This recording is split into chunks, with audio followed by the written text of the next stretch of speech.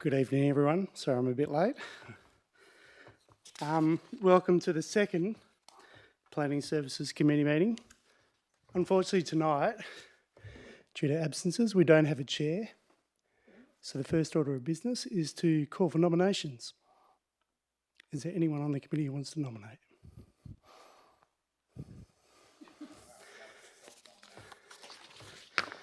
Have a nomination from Councillor Sullivan. Any further nominations? Great. The only nomination from Councillor Sullivan, declare you the chair for tonight's meeting.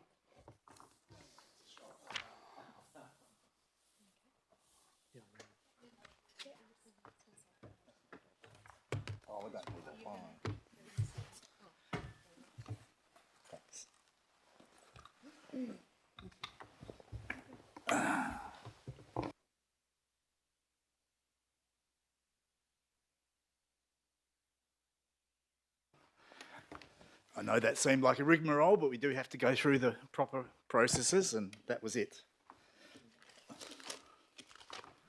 Right. So the meeting's been declared open. The first order of business is I'd like to acknowledge the Whadjuk people as the traditional owners of the Greater Fremantle-Walyalup area and recognise that their cultural and heritage beliefs are still important today. I'll also just, because this is a public meeting and it is being recorded, I would like to note that the meeting is being live streamed.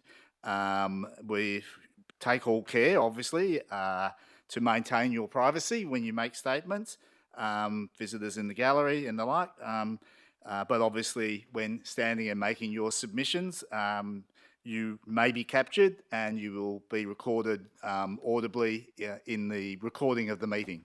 So just bear that in mind when you make your statements.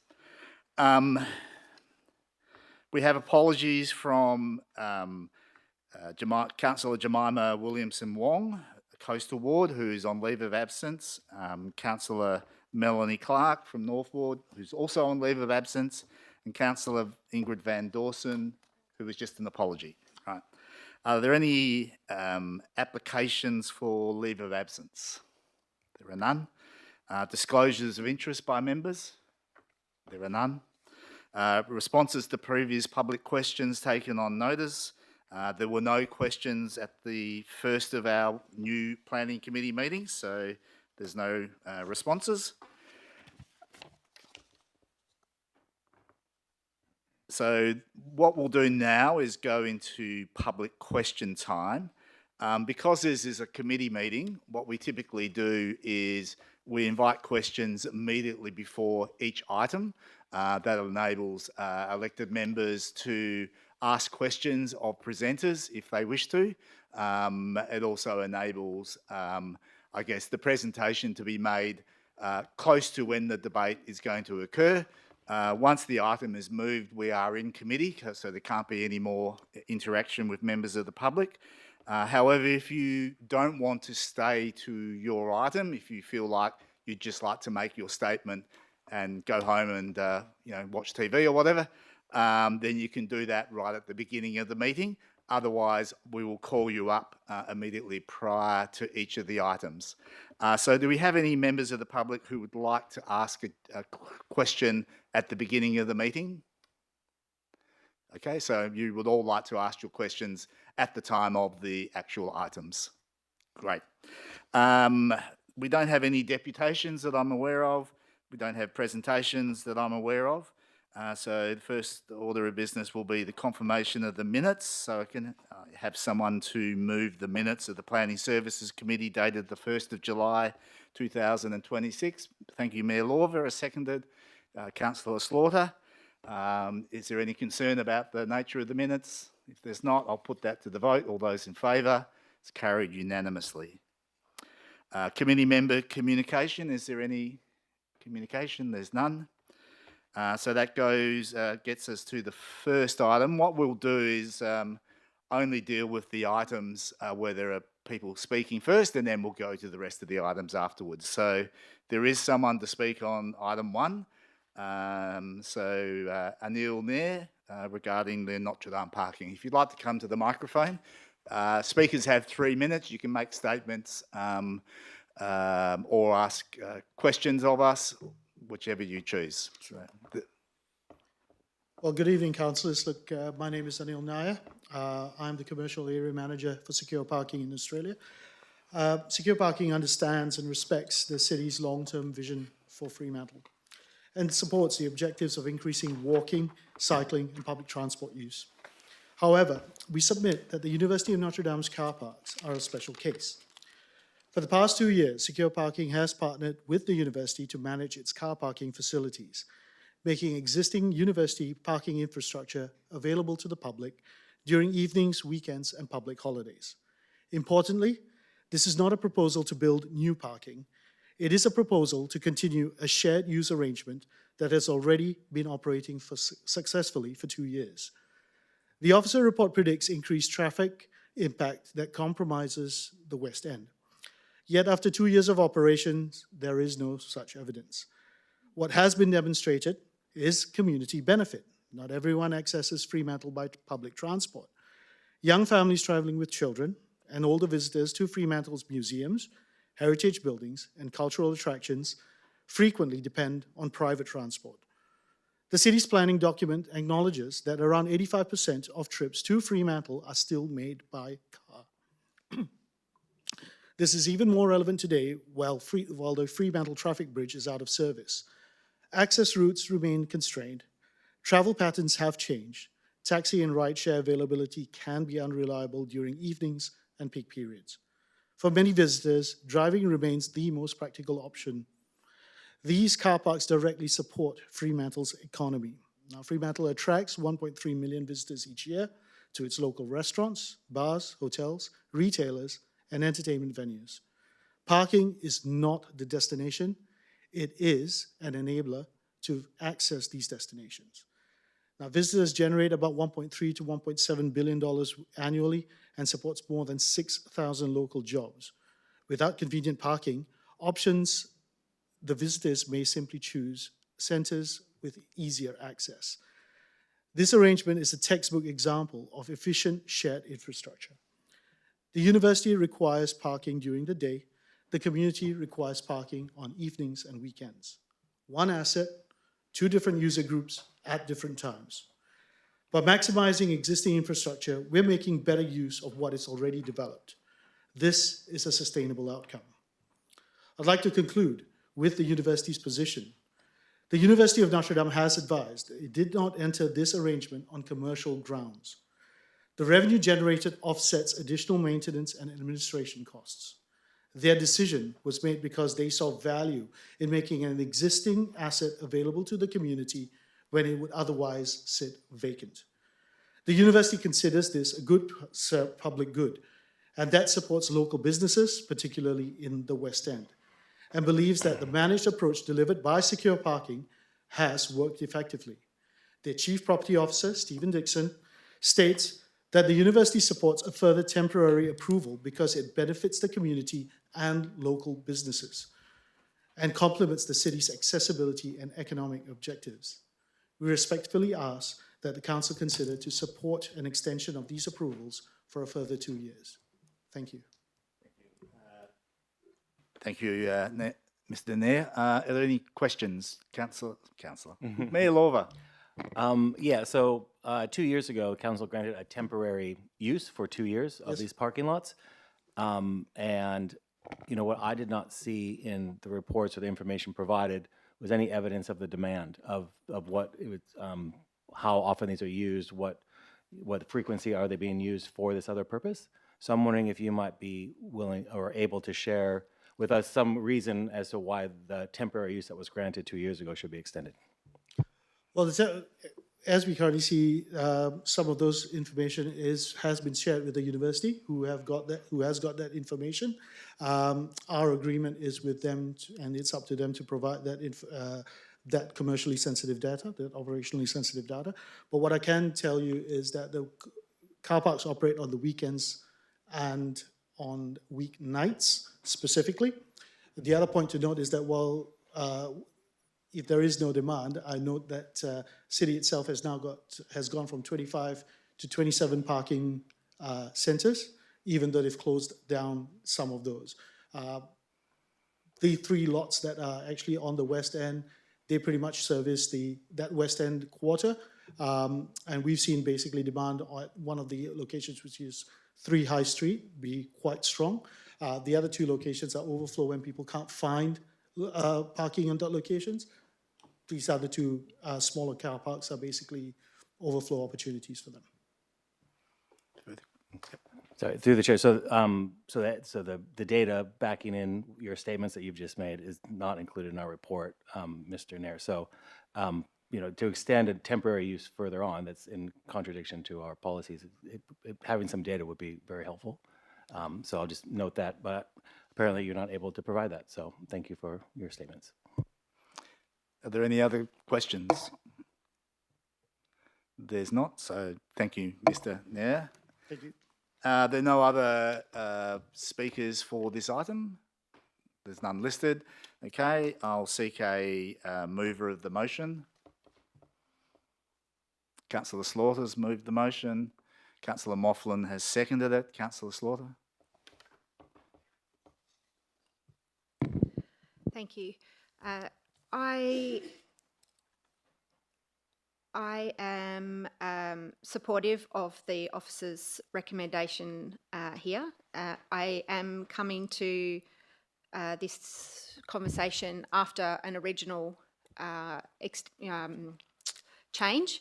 So when this was first proposed back in June 2024, the officer's recommendation then was also to refuse based on, as you can see listed in front of us, the possibility that it would compromise the objectives of our planning strategy and community plan, and particularly the activity centres plan, because we know that we want our city centre to be lively and vibrant all year round, and day, night especially. So I support the officer's recommendation to again refuse the extension of the car parks for those reasons. Councillor Mofflin, do you want to speak? No? Mayor Lorver? Yes, well, I might be leaning the same direction as Councillor Slaughter on the item. I think providing an opportunity to for the university or Secure or whoever to provide us with some data backing in the statements might be worthwhile cause. So I'm just going to flag a possible deferral. We'll see how the debate goes, but I'll just put that out there right now. Any other speakers? Councillor Mofflin? Oops, we are squished in there. Yeah, I'll just add that I'm most probably leaning to the other direction and noting that there is an alternative available on the table as well. And particularly because in regards to the scale associated with this, the 3 parking bays themselves are 79 bays. It's not a significant impost in terms of a significant increase in the number of bays, but provides that small ability to deal with additional parking in the city. So I'm comfortable with that, and considering that we do have on those peak periods generally a deficit of parking, I think it serves a good purpose, and if the alternative was moved, then I would be willing to support that.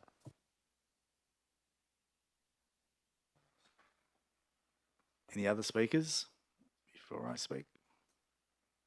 No.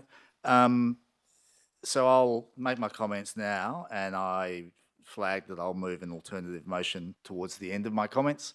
I share the views that have already been stated in a I guess, a broader strategic sense. I think that's where we are wanting to head as a council and as a city. I think we couldn't divide the 3 different sites into individual cases. And I think that quite strongly. I think the 2 car parks in Croke Lane, which are associated effectively with buildings and or are walled in, they feel like they're part of a development. They don't feel like they're just a vacant site that's got a car park shoved on it. In those instances, it would have been quite normal for development to be approved and to have an area of parking. The only problem is it does provide a little bit of frontage to the street. It would have been ideal if that parking could have been screened from the street, obviously, and we would have continuous buildings or near continuous buildings and only laneways servicing those bays. But in the context of the whole of the West End, Croke Lane, which is how you get into those 2 car parks, is a fairly minor street, and it's certainly not at the same level as High Street as a critical street in the West End. So in that context, I'm not happy, but I'm accepting that perhaps another 2 years for those 2 car parks would be reasonable. I don't have the same view about the High Street car park for 2 reasons. One, it basically is a vacant piece of land where the university has had proposals for development in the past and presumably will seek to develop it in the future. If that's not their ultimate plan, quite frankly, they should dispose of the land. We can't continue to have vacant land, particularly on High Street, the most critical street in the whole of the West End. So my sense is, while I would normally agree with the officer's recommendation with regard to that one, I am happy to consider giving sort of a 1-year grace period, but making it really, really clear in doing so that at the end of that 1-year grace period, they really ought to either use it or lose it. They don't have to build a building there. They could put temporary uses there. They could put ephemeral containers or something that were a cafe or the like, and do something proactive in terms of improving the streetscape. Not everything has to be achieved in day one, but we do have to be heading towards it, and particularly for those critical streets. So on that basis, I will move the alternative recommendation now. If that fails, we'll go back to the motion as put by the officers. So I'll move my alternative recommendation. It's seconded by Councillor Mofflin. Is there any discussion on the alternative? Councillor Slaughter? Thanks. With what do you? I agree that the High Street one is much more critical. So I am pleased to see the focus be on activation in that area. But I do think that the one on the corner of Cliff Street and Croke Street is also equally visible, a great space that could be activated. Why did you decide to say that could potentially have longer rather than just the High Street one? Because it's on a side street, and I appreciate it is still an important street. It's the second layer of streets. Croke Lane is the third layer of streets, but also because it's walled in and people don't see it as a car park as much. It has been utilised that way for as far as I can remember as well. It wasn't part of a new development, so I think you're probably right. You could easily have taken the argument that those 2 sites should have been like the High Street one. I saw it differently, so that makes sense with the walls. Yeah. Councillor Mofflin. Just a question to staff. So is the previous development application where it was in regards to these parking bays being used as or publicly accessible outside of university hours? That's still the case for this application, and in that instance, I suppose, just to clarify on Councillor Sullivan's point, that each of these car parks, if they don't have a development application approval in place, they remain as car parks. However, they're not then to be used for public use outside of university hours. Through the chair, that's correct. So they would remain as car parks for the use of the university, and during the hours that aren't included for the secure use, that is the case as well. So the same conditions of approval apply. It's just they get more time. Is there any further debate? Mayor Lawver? Yeah, I mean, I think we all know parking is important for our city. It is an important part of, people coming and enjoying Fremantle.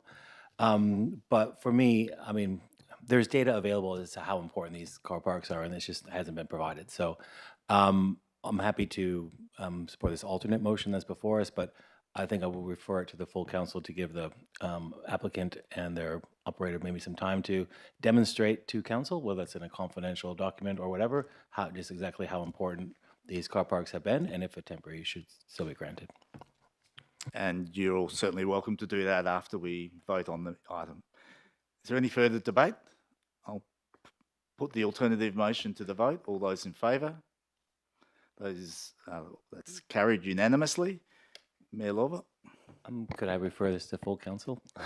You can request that. We need a second person. So Councillor Slaughter agrees with that. So the item has been, the alternative recommendation was endorsed by the committee, but it's not the final decision because it's been referred up to full council, which is in 2 weeks' time. Okay. Yeah, as Mayor Lawver stated quite clearly, it would be good if you could convey to the applicant the absolute necessity to provide some data. Okay, so that's the end of that item. So there is someone to speak on item 2. So John Mokalak, try and get that right. I have to change your C's to K's, don't I? No, it's originally it was Mochilach, so it's Well, that's how I would have pronounced it, but yeah. no, Mokalak is fine, and that's the Australianised version. Hello everybody. Look, thanks for letting me speak. Look, I just want to give a bit of a rough description of my application and why. So I'm John Mokalak, my partner and my son. We own 193 South Terrace. We've lived there for about 20 years and we've lived in the street for almost 30 years. So we know the area quite well. It's had a 36-year commercial history and we are now returning it back to residential use.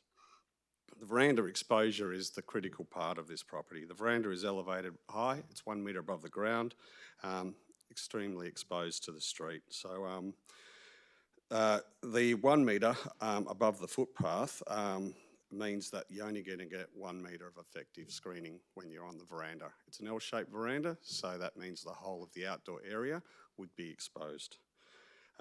The street sees in the busy times 94,000 cars a day.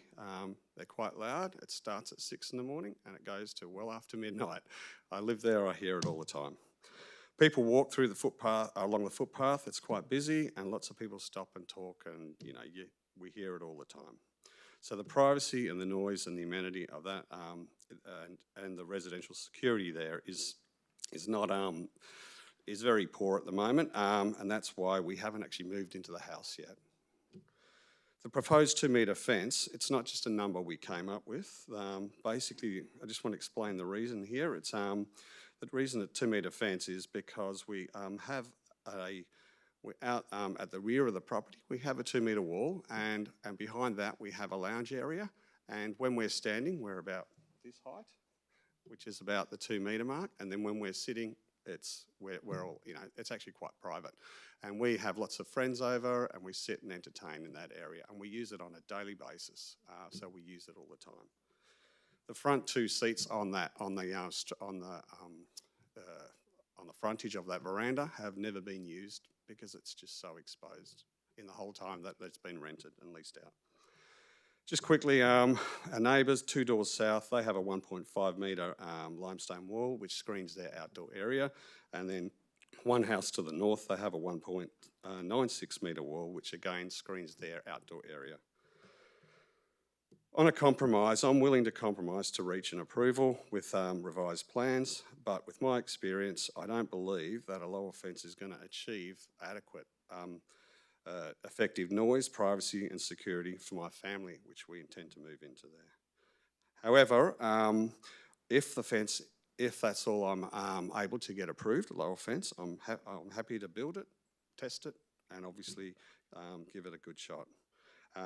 However, just due to my experience, you know, we may have to come back again to have some, you know, look at further methods that we could protect that high noise area. Just on, I understand there's also potentially, and I know there is because I've spoke to you guys a lot in the past, but the precedents are always a concern. Someone's going to build a 2-metre fence and then everyone's going to tell the council, he's got one, why can't I have one? And I think this site is so, it's very site specific because of the highly exposed L-shaped veranda, and it's the only outdoor area the property has got. So it's not a rule for one, it's actually a fair response to the actual site conditions. The last point that I'll quickly make is that this was advertised, there were no objections in the community. I've spoken to some neighbours and they have said to me, I hope that I get it. So the only hold up or the only reason for this not being approved as a 2-metre height is from the council. So I'm simply asking for an ordinary residential amenity so that we can turn this house back into a home. Thank you. And I'm open to questions if anyone's got any. Thanks, John. Are there any questions? Councillor Slaughter? Have you considered only having the tallest fence on the side street rather than on both frontages? Yes, I have. And I've considered moving the fence as well, further back. Yes, I've got pictures in the DA that show you when you're standing on the opposite street in Louisa Street and how exposed you are.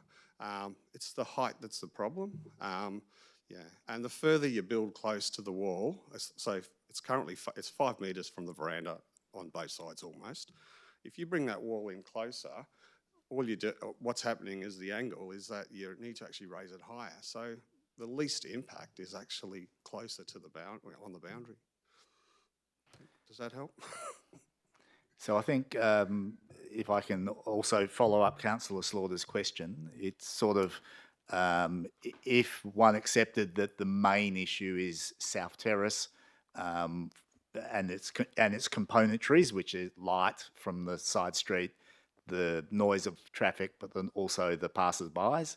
The question, I guess, goes to if it was predominantly higher at the corner and on South Terrace, but dropped down as soon as reasonably possible to a conventional height on the side street.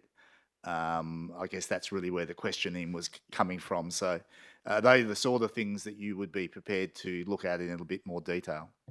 Yeah, that's correct. And I am happy to look at that, but just keep in mind it's 1 metre off the ground. So, you know, if you go down, the lower you go, if you go down to say 1.5 metres, you've only got 0.5 metres of effective screening. I think the point of the question goes to where we're allowed to relax the policy and where we're not really allowed to relax the policy. So the policy can be relaxed on those district distributor roads, i.e. South Terrace, but we shouldn't be relaxing it on the side street. So anything that's in the front setback might be fair game. Anything that's further beyond that probably is less likely to be considered reasonable through the policy. I think that's really where Councillor Slaughter was heading. Yeah. Are there any other inputs? Mayor Lorva, do you want to? Just a quick question of the applicant. You're absolutely right. Built structures do set precedents, and that could possibly be why some of the neighbors were really keen to see this get set. I'm just wondering if you have maybe considered like alternate methods used to screen things, such as growing things like hedges and things like that, wouldn't be covered under this policy, but could grow to a height and provide the screening that you're looking to achieve. Yeah, and gardening is definitely a part of what we'd like to do. The only concern is the noise level is so high, greenery doesn't help with noise. I mean, the clear example is when we sit down in our outdoor area, which is at the rear, and we're screened, the noise level just drops. The noise level drops pretty much straight away, and then we can have, I guess, an entertaining type conversation when we're sitting in that area. So there needs to be some sort of audible noise screening to try and prevent that. But I agree, we need to, the idea of is to turn it into a beautiful garden area that we can, you know, use. And that will also help with streetscape, obviously, because there's no trees on there at the moment. And we'd like a good reason to do all of this and make it beautiful. Just, can I just make one point? This is the In first answering the step. question, yes. Yeah, sorry, thank you. Look, the other point is, this is the first step of what we'd like to develop this whole property into. We'd like to turn it into like a proper family home with extensions, but the amenity is the most critical part to, you know, doing a nice development. So that's why we're chasing a really nice outcome with both amenity and balanced with heritage. Okay, thanks, John. No further questions? Thank you. Councillors, we have a motion for a refusal, and I also have a deferral motion. What I might do is ask for movers and seconders for the refusal motion, and if there at any stage looks like you'd prefer to go to deferral, then we'll move that straight away. Can I have a mover? Councillor Moughlin, the seconder. Councillor Slaughter, is there any debate? Mayor Lawler? We just moved the refusal motion that's contained in the agenda, or the deferral? That was moving the refusal motion. Okay. Yes, quick comment. I'm actually more inclined to support a deferral on this because the applicant seems to be willing to consider alternate designs and maybe didn't have the time to bring those in. So, and I'm not sure if we have to vote this one down before we move it we can deferral. move it deferral at Okay, any well then stage. I'll It's a just procedural flag that motion. I'm willing to accept a deferral, and I think that for me that would be the right way to go to see if we can't get a good outcome. I think the purpose of getting the motion moved is just to see whether there's anyone that thinks a deferral is a waste of time, or because they're so adamant that they're going to support a refusal. So, any other speakers? Councillor Kamada? Yeah, Sorry. yeah, thanks. Yeah, I was just going to support the Mayor with his thoughts, because based on the fact that the applicant's willing to compromise, I think that we need to, that's the best way to go in terms of having the deferral. Councillor Slaughter? Thank you. I'm still leaning towards the officer's recommendation. So I really hope that the applicants do think about what we've spoken here in terms of not just providing for their own amenity, but the amenity and that will impact the heritage significance, being on a significant corner in South Fremantle. If this property was in Hilton, where I am, every veranda is a metre higher than the front step, but we're not on South Terrace.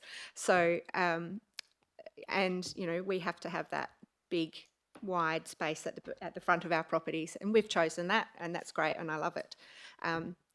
But it means that there are a lot of alternatives for screening and things that people do, and so I would just recommend that the applicant has a look really closely at that when we next discuss this. Thanks. And I would suspect that when we go to the deferral, that realistically, if you see no reason to vary from the refusal, then you shouldn't really vote for the deferral. But if you feel like some tweaking will get you over the line, that will be an indication both to the officers but also to the applicant. And I'm assuming it would be minor tweaking, not significant. Councillor Slaughter? I'm not sure how much height is going to be minor versus major when you consider the visibility for pedestrian and vehicle movement on the side street. And I think that's a really big consideration to make here as well. So, yeah. No, that's why don't know I what wanted to see debate. I exact wanted to amount see is. some Yeah. clarity about what individual councillors might or might not support. So, is there any further comment? I'll put the deferral motion, so I'll move that. Sorry. Is there a seconder for a deferral motion, procedural motion? Councillor Kamada. I don't feel the need to debate it, so unless the seconder wants to debate amongst the states, no. There can be no other debate on a procedural motion, so I'll put that to the vote. All those in favour? Those against? Councillor Slaughter against, so that deferral has been carried. That's to presumably the next appropriate committee meeting. It really will be up to the applicant, John, to liaise with the staff, and the sooner you liaise with them, the sooner they can get it back to the council. Great. The next item where we have someone to speak is item 3. So Martin Cabot.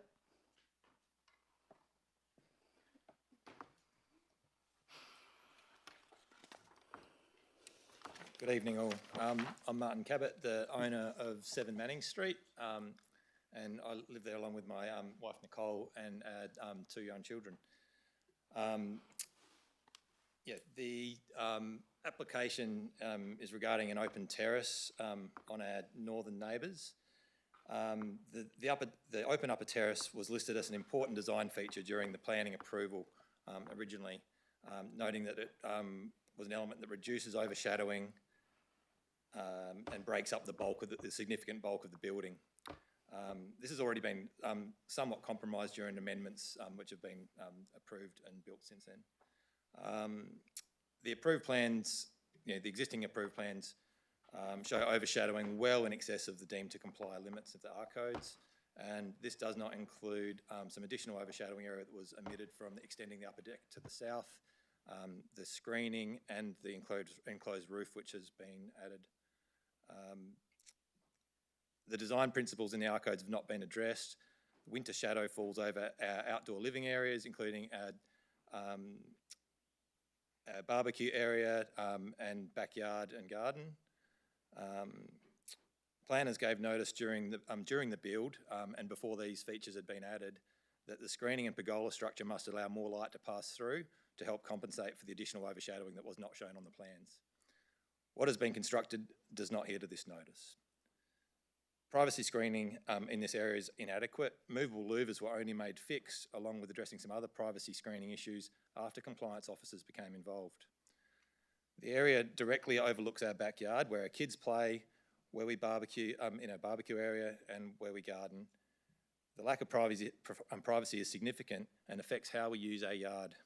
It's difficult not to feel uncomfortable in our own private space. The proposal does not meet deemed to comply criteria, nor follow the design principles stipulated in the R codes, and it significantly impacts our amenity. Therefore, the officer's recommendation for refusal should be supported. Thank you for your time. Thanks, Martin. Are there any questions? No, I've got one from me. I think the statement you've made about the screen is very clear. The issue of the roof sheeting, from your perspective, is there a point at which you can no longer see the roof sheeting from your side? I mean, is not obviously it slopes up, but then it slopes down towards the north. Do you see all of the roof from your side, or just a portion of it? Yeah, all of it affects the overshadowing. How it's been put together at the moment is the roof sheeting, which pitches down towards the north, is solid metal sheeting, and that actually blocks most of the sunlight because of the angle of the sun coming in. The sheeting on the southern side is kind of more aligned with the sun, has less impact. I think it's also noted from the planners' advice that they've provided that there's also an additional beam in the pergola structure which wasn't included in the overshadowing calculations as well. So all told, that structure it casts a much bigger shadow than's ever been shown on the overshadowing diagram. Yeah. And so when the building was going up and before they put the roof on, obviously it may or may not have been in winter, but did you notice a significant difference between when the roof sheeting was on as to when it wasn't? Yeah, you can see on the ground where the shadow falls from even from the clear sheeting. The shadow area in our backyard is increased for sure, and also, like I've mentioned, it affects the bulk of the building. The building's quite, from our perspective, in our yard, they're quite narrow lots, only around about 10 metres wide. It's quite a tall building and extends quite a way through the depth of the block, so it really is very prominent from our angle. And that originally was one of the design features, was to break up the bulk of the building by having a void in the middle. That was somewhat, that impact or the effect of that break was somewhat reduced when an amendment to the plans was made and it pushed out the wall to the south in line with the rest of the wall. So that feature's already been somewhat compromised. And now that it's enclosed, it presents as a full volume of building, like without any break. Okay. Thanks, Martin. No other questions. We'll go to the second speaker, Rebecca and Jeremy Carter.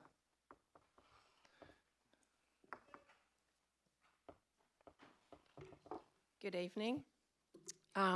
Before I commence formally, I would like to request Council to consider deferring our item. Unfortunately, our builder, who I'd hoped to be here to answer technical questions related to the water ingress, the remediation works and overshadow, is currently in hospital. So I would like you to consider that up front, but I am prepared to talk to my item. Okay, do you know when he might be available? It's a meniscus, so I'm not sure. He's still waiting surgery date, so I'm not overly sure. Okay. So sorry, Right. we did talk to them today, still waiting surgery date. So you're requesting a deferral? Yes, please. Great. Are there any questions from elected members?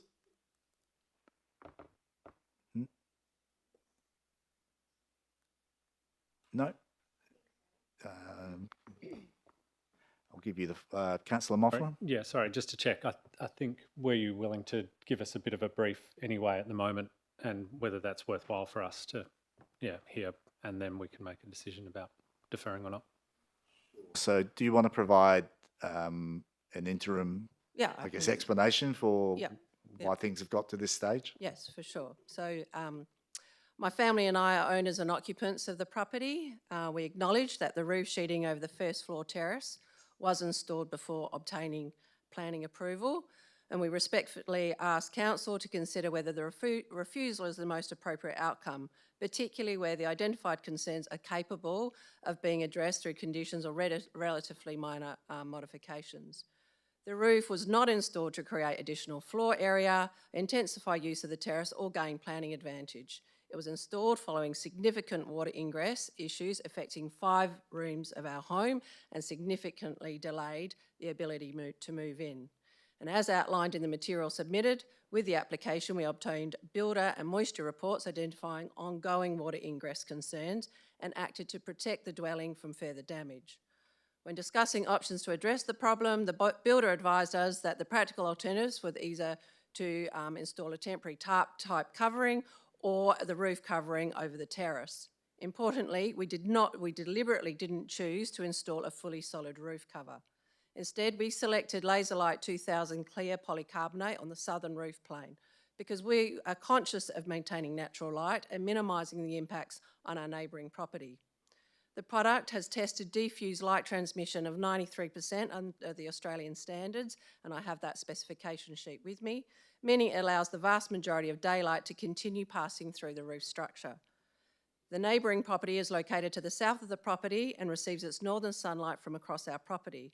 And while we acknowledge that any structure may have some impact, we respectfully submit that a clear roof with 93% light transmission is materially different from a conventional opaque roof and should be considered accordingly. If our intention was to simply to maximise weather protection, we would have installed a fully solid roof, and instead we deliberately selected this light transmissive material to minimise any impact on our neighbour.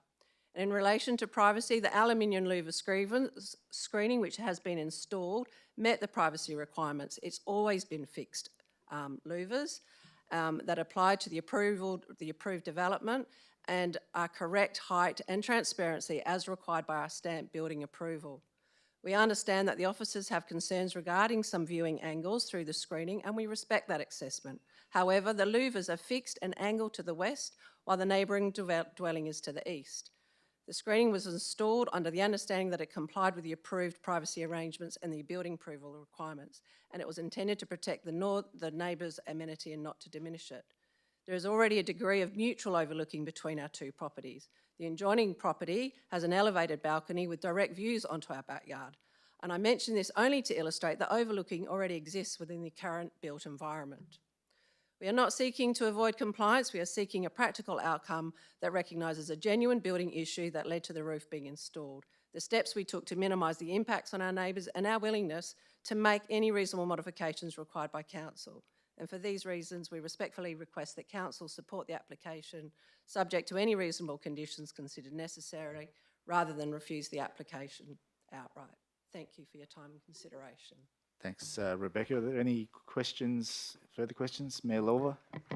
You mentioned you were seeking a deferral, and that you think the laser light roofing provides enough light and is acceptable. So would you be coming back seeking approval for the works that have been done, is that your intention with the deferral, to come back and seek approval? The deferral would be more looking at the actual overshadow. Like, we don't believe that overshadow is beyond what we've been approved. So that was why we were hoping our builder would be here to voice to that and provide hopefully some diagrams that his draftsman had provided him. Mayor Lova? Yeah, but on the initial application that is approved, you accept that it was without a roof at all? Definitely, and that's why we put this, So is there still water egress coming into your home at this moment, or is there? Probably still nervous. Like it happened last winter, and this winter's not been as wet. But at this stage, timber frame's hard until the moisture comes out. It's not visible at the moment. Are there any other questions? There are none. So thank you. We will. What I might do is just see whether there's a desire. You can have a seat. Whether there's a desire for committee to simply go to a deferral at the applicant's request, or would you like the motion to be moved and debate it? Simple yes or no is probably a.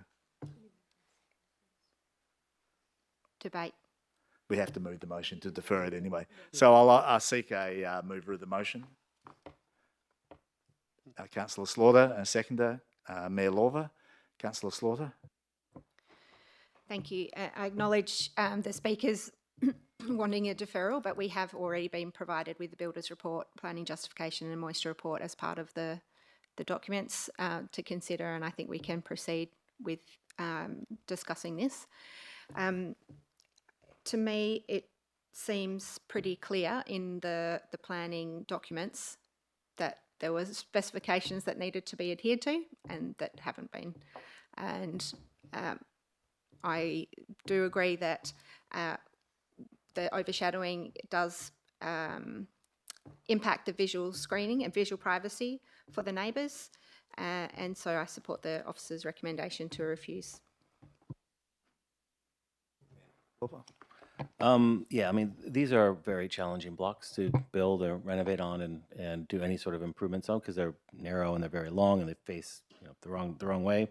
But that being said, I mean, earlier there was a lot of work done with the applicants and with other folks to reach a compromise that may not have been ideal for the neighbors, but it was acceptable at the very end.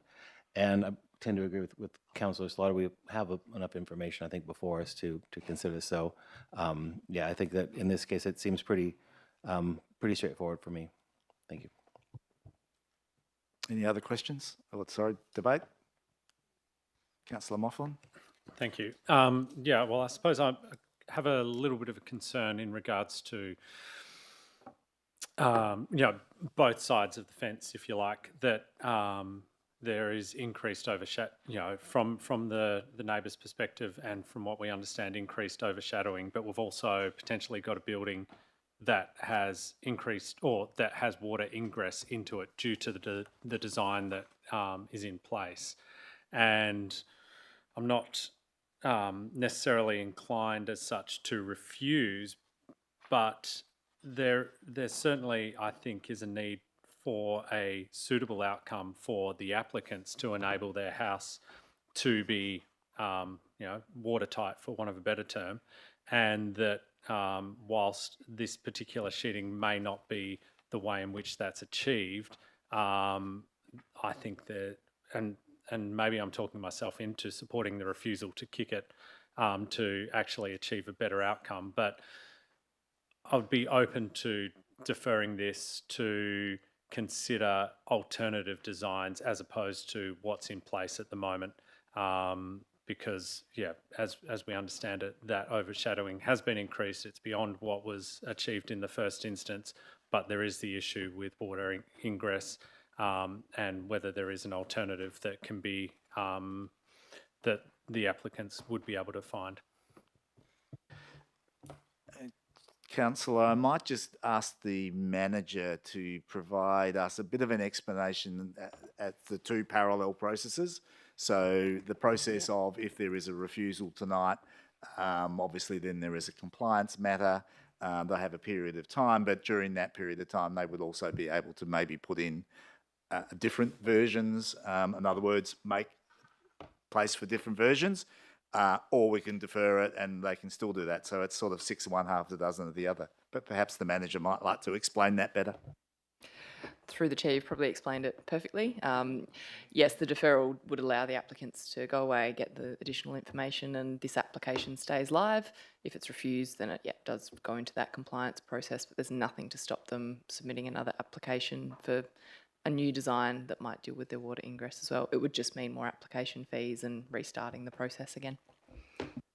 So I guess the only difference is whether there's clarity as to the likelihood of any acceptance of minor tweaking or major tweaking. So, and which areas. So, yeah. Councillor. Yeah, I think that the idea of being able to just tweak it is somewhat fanciful. I think it's going to need a bit more than just a minor tweaking to enable both visual privacy next door and stopping the water ingress.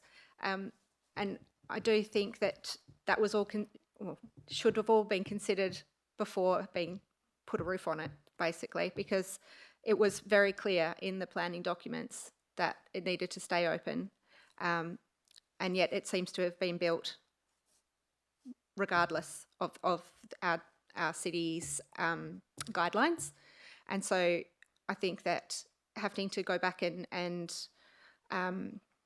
start again is a perfectly reasonable option here if we refuse as is the officer's recommendation, and the 65 days starts of coming back with do the right thing this time, then that seems appropriate to me. Is there any further debate? Does anyone wish to move a deferral or not? Yeah, I'd be willing to move a deferral. What's the reason for the deferral? To allow the applicant to make modifications? Modifications to achieve the overshadowing outcomes whilst, to achieve the overshadowing outcomes. Okay, is there a seconder for that? Councillor Kamada, do you wish to speak on the deferral motion? Done. No. I'll put that to the vote. All those in favour of the deferral? Those against? That's carried 3 votes to 2. That's okay with in committee for a deferral, isn't it? We don't need 4.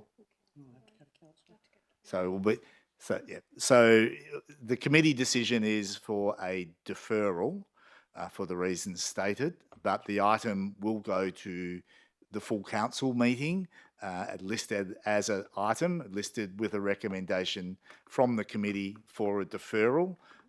So you'll need to be aware of that as well. Full council could theoretically go back to the original motion or any other version thereof. So really it's going to the council meeting first and possibly come back to committee. If you have any questions about that, please contact the manager. Right. We don't have anyone here to speak on item 4 that I'm aware of. No. Or item 5. No.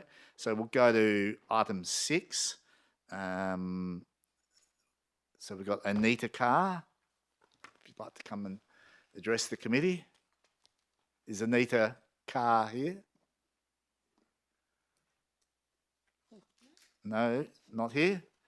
That was the only person wishing to speak on item 6. So we'll just skip over that one for now. We have the next item is item number 8. There was no one here for item 7, was there? No. So item number 8, we have one speaker. Yep. So Andrea Dudley. If you'd like to come to the microphone.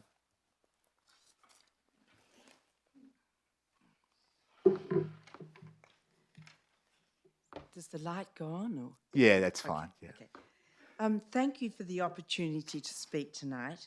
As the owner of 5 Suffolk Street, Fremantle, I'd like to share details of my home and its value to Fremantle for short stay accommodation. 5 Suffolk Street, Fremantle is a 3-bedroom family home located close to the harbour, beach and tourist area of Fremantle. I bought it for myself to live in and for my adult children to stay for what adds up to about 6 months of the year, as having grown up in WA, all my extended family live here, including an older sister who's in Braemar House Nursing Home in East Fremantle and for whom I am the guardian. When I'm not in Perth, I'm based in Melbourne, as I married a Victorian and raised my 3 children there. In the time I've lived at 5 Suffolk Street, I've become good friends with my neighbours, and I'm part of a street app which lets neighbours know what's happening in the street. As I occasionally have extended stays in Melbourne, it made sense to consider Airbnb my house, but before doing so, I've visited and discussed this with my neighbours, as I wanted to make sure I did not interrupt their peaceful existence in our street. I chose my Airbnb property manager because she lives in Fremantle, only 5 minutes down the road, and she also met the neighbours personally. She has developed a good relationship with them, where they have her mobile number and she theirs. So if any concerns arise, they can be addressed quickly. So far, there's been no issues apart from a squeaky door, and this was rectified immediately. Typical guests have been small families staying 1 to 2 weeks, and to date they have been very respectful and have enjoyed servicing the local Fremantle businesses. 2 objections were raised against my application on the basis of impact of noise and antisocial behaviour. However, neither the property manager or myself have ever received any complaints about noise or antisocial behaviour from anyone in the street, including my neighbours on either side of my home, whom I enjoy a very good relationship with. In fact, the opposite has been reported to me by my neighbours, in that the guests have been friendly and very pleasant in their exchanges. My Airbnb manager has a process that closely scrutinises guests prior to their stay to ensure they have a history of good behaviour. The property is professionally managed and monitored throughout during their stay. Parties are strictly prohibited and guests are limited to 2 per bedroom, but the majority of bookings to date have been less than this, typically a total of 2 to 3 occupants in the home. There are 3 residential car parking spaces directly outside the house, and guests are provided with a resident parking permit during their stay. There's also a council car park less than 100 metres from the house.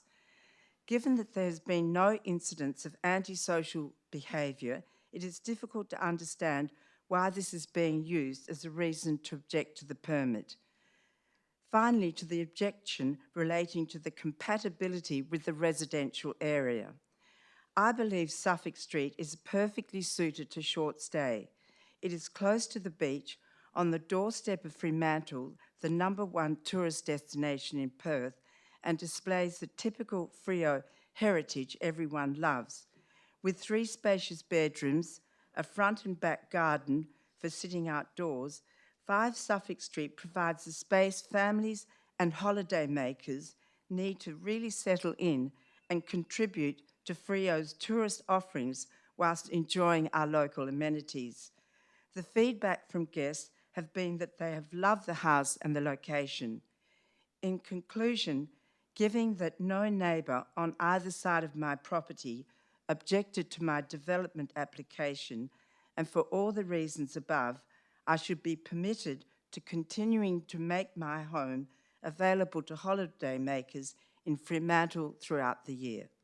Thank you for your time. Thank you. Are there any questions? Councillor Slaughter? Hi, thank you, Chair. Thanks for your further information on the property. Have you had any problems with parking permits coming back to the property?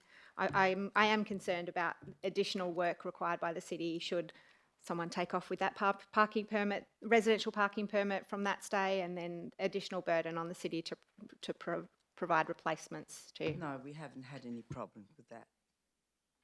We've There got any other? 2 minute Sorry. permits. Yeah. Any other questions? No. You identified, I think, in your submission that you were happy for the planning application to be granted for a 1-year period. That was you, wasn't it? Well, That's the one before. I thought that I didn't have a choice because Right. obviously I wouldn't So like to. you're seeking approval for ongoing use for short stay accommodation? Yes. Right, okay. And do you anticipate, do you have a sense for, how regularly you'll be in the property here versus heading back to Melbourne?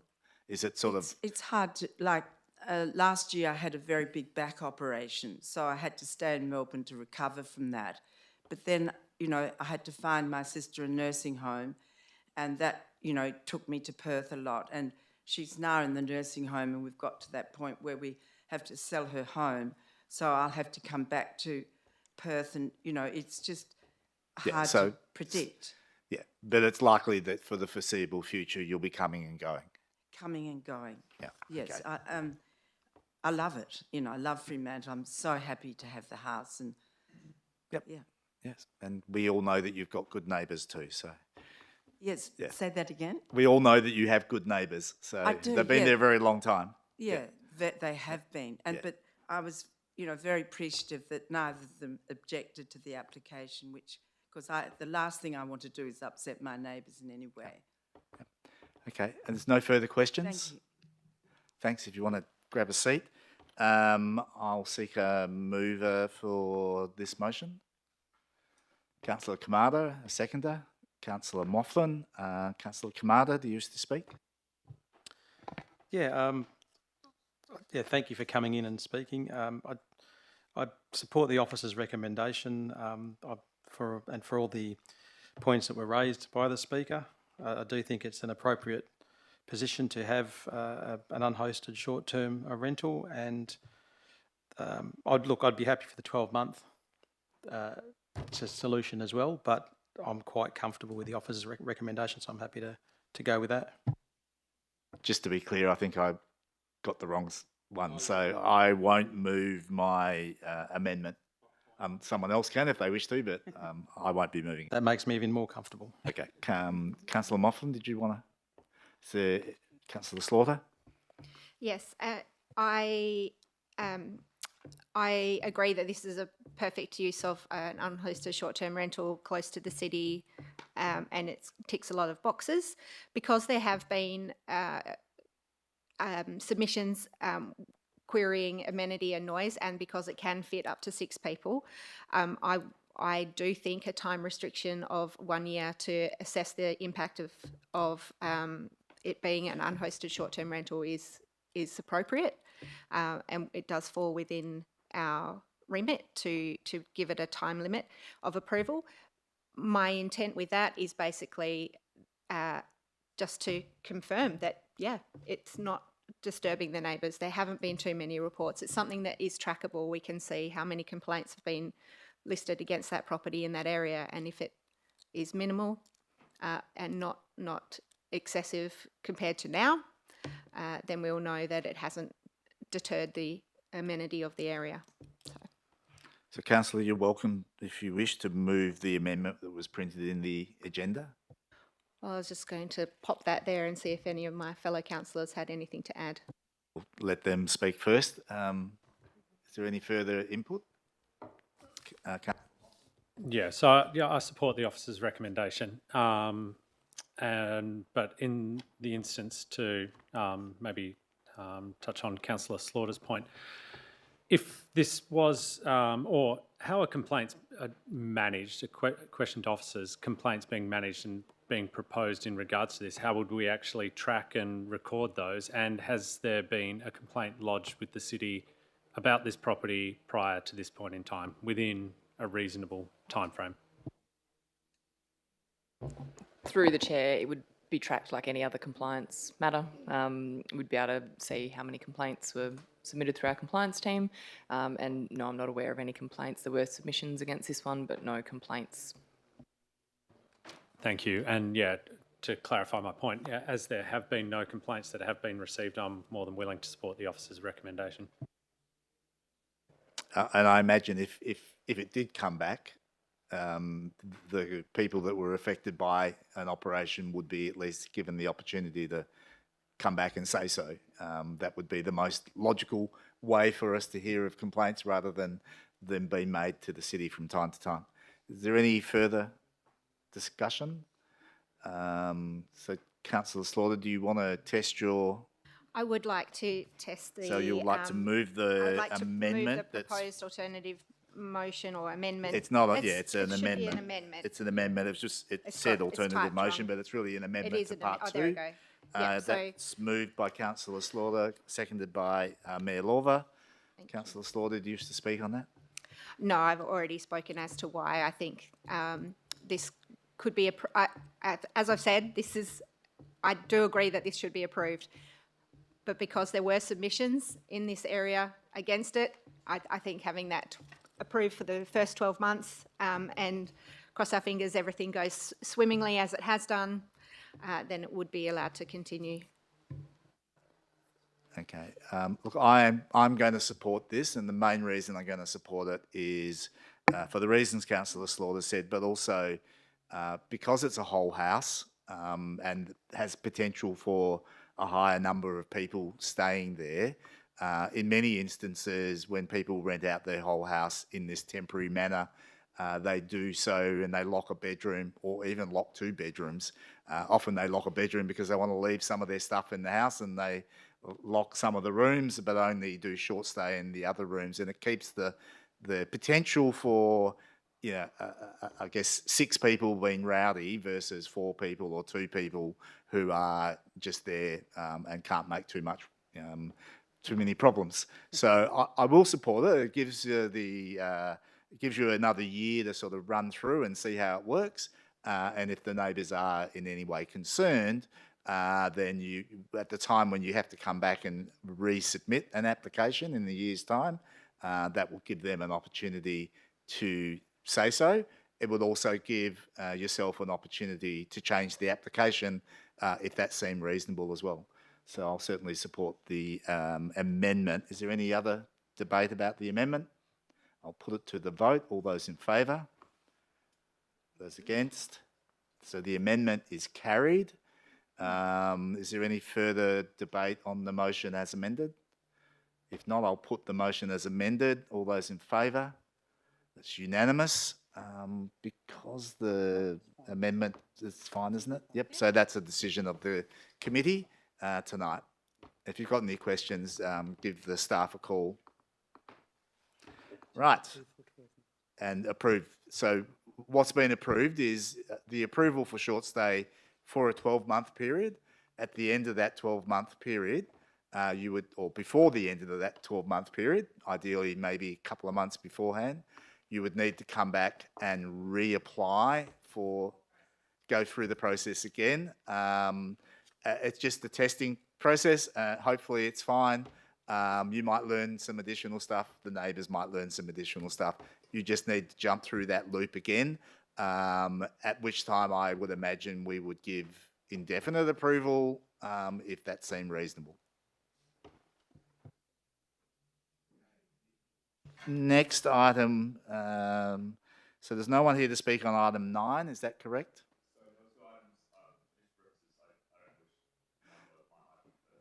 What was your name, sorry, sir?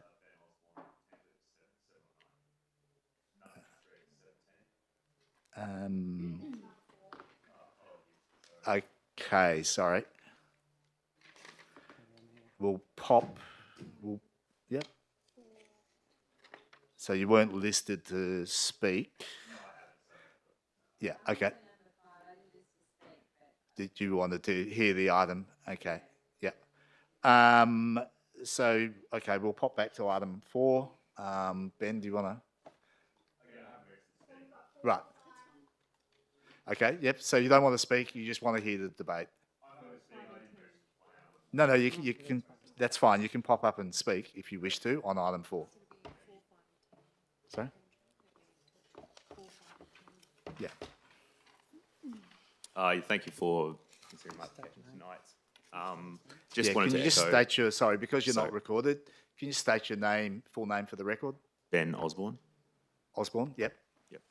Probably just to echo what I've already put in the submission, first being the owners of the apartment had a extraordinary general meeting 3 weeks ago, and the resolution for short-term stays was put to owners, a ban on short-term stays, and that failed. So majority voted to continue using short-term stay accommodation in the property, in the building.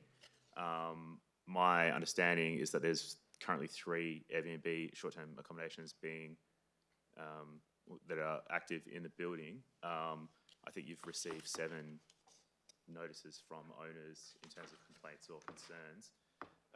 And don't take this as hearsay, but there's one of the 3 apartments that's effectively a bad actor. He's using a manager, an apartment managing, like professional property manager, to host and screen for guests that are staying there. And every single complaint has been sourced from, like, there's been no issues with my property. It's that property it's like a 2-bedroom apartment, and yeah, I've seen it myself. Quite young people coming and going. So I think that's just in response to the complaints or the concerns that you've received from other owners in the property. 2 being that I think initially the floor plan shows it's a 2-bedroom apartment. Again, as you said, Councillor Sullivan, one of the bedrooms there's no bed in there. I just locked that for storage, so it's actually a 1-bed. The availability is for 2 guests to stay or 1-bed guest. So I suppose that's the other key consideration for the application, and again, just for tourism and contribution to local commerce in Fremantle. I think it's a positive consideration there. That's all I have to contribute. Thank you. Thanks, Ben. Are there any questions from committee? No, there's not, so yeah, grab a seat. Now, councillors, obviously there was a misprint in the agenda, so there is a corrected version on page 6 of the additional documents, just getting the right address, but also changing the 4 back to 2, so that it's clear it's just a 1-bedroom. So that would be the officer's motion. We will then have a proposed amendment, and we also have a proposed alternative. Can I suggest we deal with the officer's recommendation as a first point of call? Where Lova wants to move it? Happy to move the officers. Yeah, move the alternative the officer's amended recommendation on recommendation. page 6 of the additional documents. Have we got a seconder for that? Councillor Moughlin, Mabel Lova. Great, yep, no, I thank officers and everyone for picking that up and for correcting what we are approving. That's wonderful. I'll just add that I kind of feel the same way about this one as I did the last one. Putting a time limit on it might be the right way to go, especially considering I feel like this person or this applicant has engaged with the Council of Owners.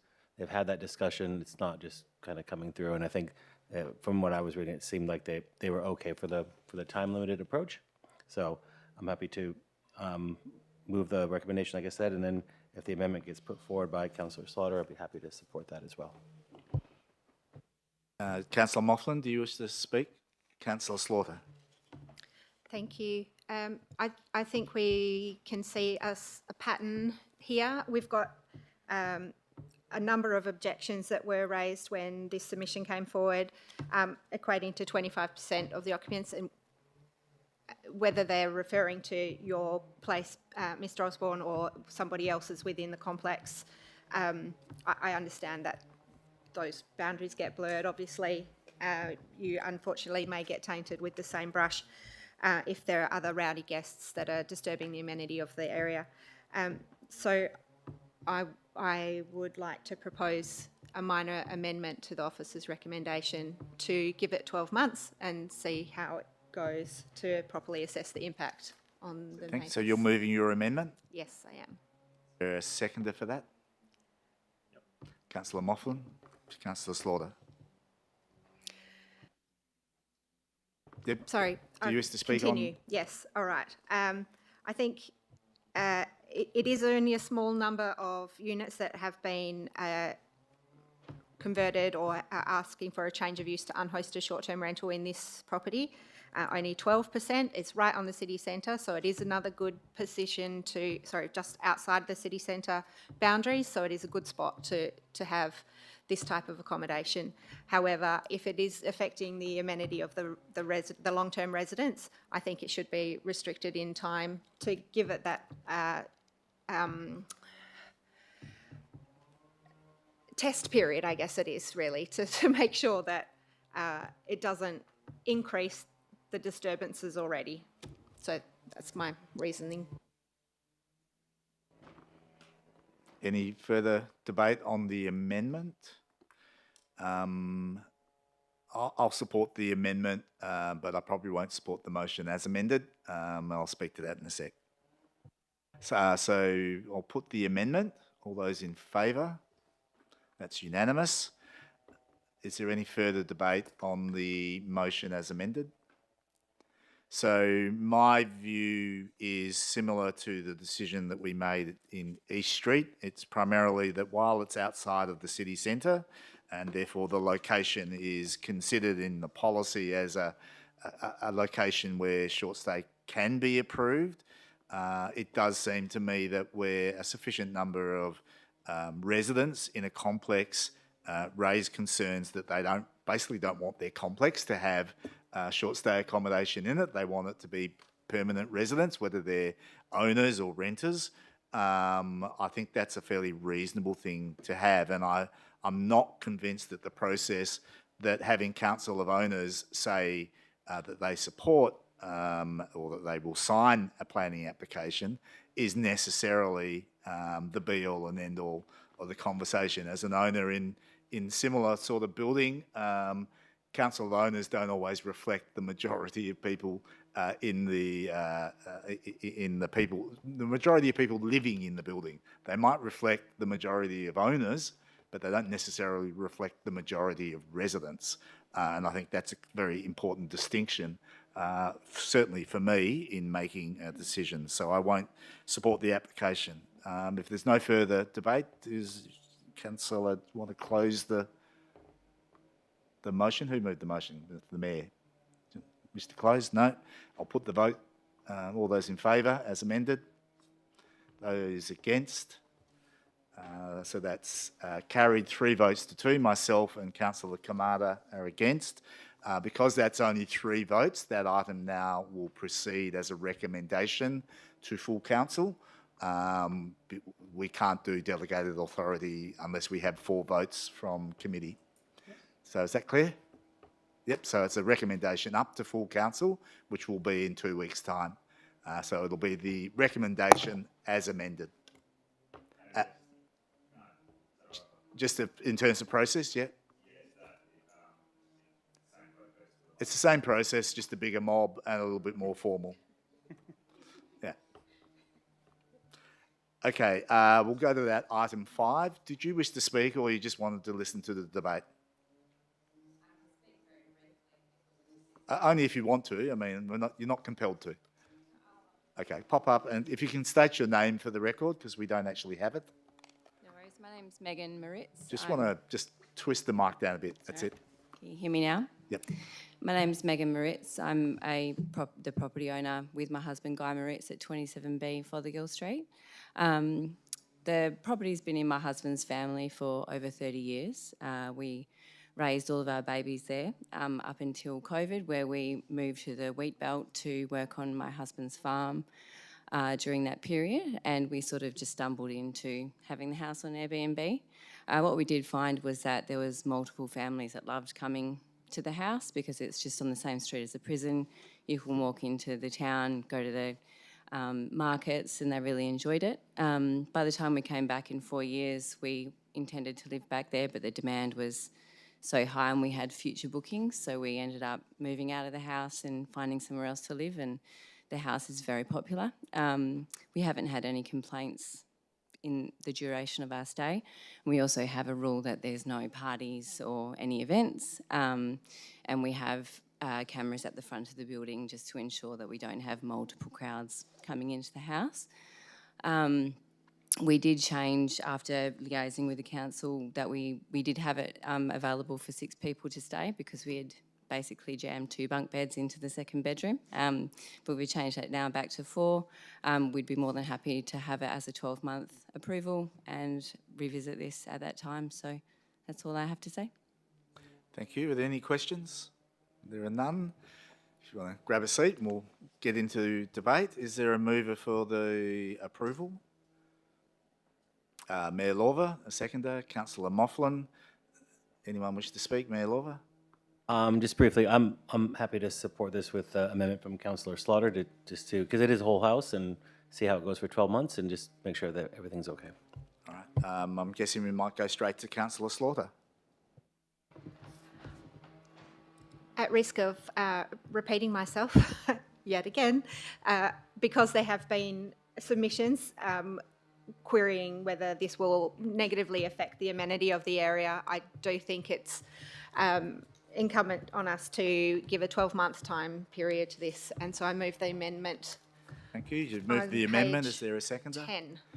Mayor Lawver, do you wish to speak any further on the amendment? No, that's all. Anyone wish to speak on the amendment? If not, I'll put the amendment to the vote. All those in favour? That's unanimous. On the motion as amended, is there any further debate?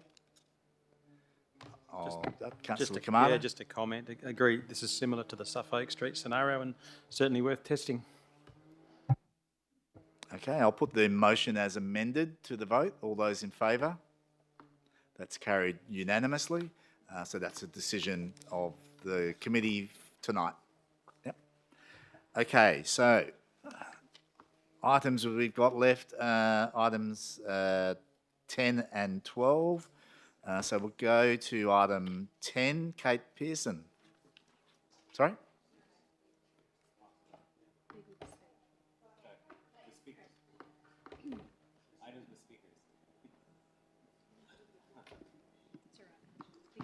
Okay, thank you for letting me address you. This is really a statement. I know you're not in a position to be swayed by anything I say because there's no decision for you to make at this point. But just to remind people who are not aware, I live on Pakenham Street in the West End. I have lived there for over 30 years. I own my very small property. It's heritage. It was built in the 1850s. Needless to say, I love it. I feel a bit like last time I said it was David and Goliath, my very small building up against a huge development next door to me. I think now I'm saying it's Sisyphus. I feel like I'm rolling the same thing up the hill all the time. And I don't feel I can be effective in any way. Nevertheless, I'd still like to make this statement. I've become aware recently that Jenny Archibald is writing an article on the West End, its heritage, and how we should view our planning laws that already exist. So they are laws, they are rulings that suggest height and other areas, and yet the building that's being developed next to me well exceeds that. There is a third application going through to amend this bill, which obviously upsets me. One of the things that happened in the previous amendment, which was regarded as minor, was changing vertical car parking from 17 to 28. So this is filling a whole back wall right up against where I live. I'm sorry, I am a little bit angry about this. My building is limestone. Any implications from the build, from the movement, is going to threaten that. And once that wall comes down, and I'm really quite sure that it will do, you can't replace it. It's heritage. There is nothing can be done about a decision that has been made to allow what has been valued, I hope, and still does, by the council, by our community, on the builds in the inner city. There's going to be extra drilling going on because they're going to have to go down much further. That threatens the wall. It also threatens I've lost the amenity. That seems to be a non-issue as far as I'm concerned. So they're drilling down. There's going to be so much, there's water 1 metre below where the building exists. There's a car entrance where those 28 cars have the ability to go in. What's the front of that building going to look like on Pakenham Street, which we've known historically to be a great street for the boat builders and the fishermen and the oyster bed, all those buildings? We're just going to slap something up that is just a large carport. There are various things I'm becoming more aware of about the effect of my lack of light. It's a complete loss of my amenity. My access to solar light is going to be cut off by the height of that building. It sticks out like a sore thumb.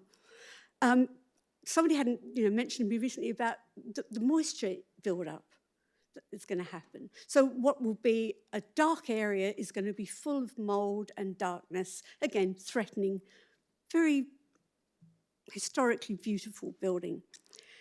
I want to go then on to, I don't know actually what to say really. I can only just bring this to your attention. I have been to JDAP twice. I will be going again. I know that it's a futile exercise. I guess what I'm saying to you all is, you're making the decisions, you're reviewing in the light of the planning, what we have agreed as how we develop our West End, yet buildings like this go right against what was set up. Four stories. This is 5 with an upper level now. What do I do with this? Why do people choose to come and live in heritage places, love them, enhance, want to, when that is allowed to happen? That building is just going to be a blot on the landscape. There is nothing attractive about it. I'm obviously very biased, but I can't help myself. So really, I'm just going to close by thanking you for listening to me and just reminding you that there are existing laws in planning that protect our heritage areas. And I can see through my example that people aren't listening anymore. It just build high, whatever goes on. I understand also it's not in your control anymore. It goes to JDAP. What's their agenda? I don't know, but it's certainly not protecting the valuable heritage of Fremantle. Thank you for listening to me. Thanks, Kate. And I'll just point out for anyone that was confused, Kate obviously was here to speak about the Pakenham Street development that is part of a DAP application for amended plans. The Pakenham Street application that we have on our agenda is for a short stay accommodation, but that's fine because that DAP application won't be coming obviously anymore to either the planning committee or the council. It goes straight to JDAP now because the rules were changed. So you wouldn't have actually had an opportunity to actually influence a council or a committee decision about that particular modified plan. You can only now do that direct to JDAP. But you could have actually, anyone can come along to a committee or council meeting and make a statement about any matter. So we'll just make sure that the minutes record that you were here to make a statement, a general statement about the DAP application. And now I'm also assuming that you don't have any concern about the short stay accommodation proposal for Unit 637 Pakenham Street, which I think is about 3 doors up from you. No, just to be clear. So your time wasn't wasted. It was good for elected members to hear that, I think. But also, yeah, it's in the record now, so too. So thanks, Kate. I won't move item 9 now. We might, item 10. because we can, sorry? That We was- go straight to item 10. Natalie? Oh, I'm sorry. I think Kate was here to speak to the information report, which is item 10, where item 47 Pakenham Street is listed as item 4 on that's there. true. Because Yes. it's going to, Yes, you did write down item 10, and everyone screamed at me, no, it's item 9. So, yes, you are right.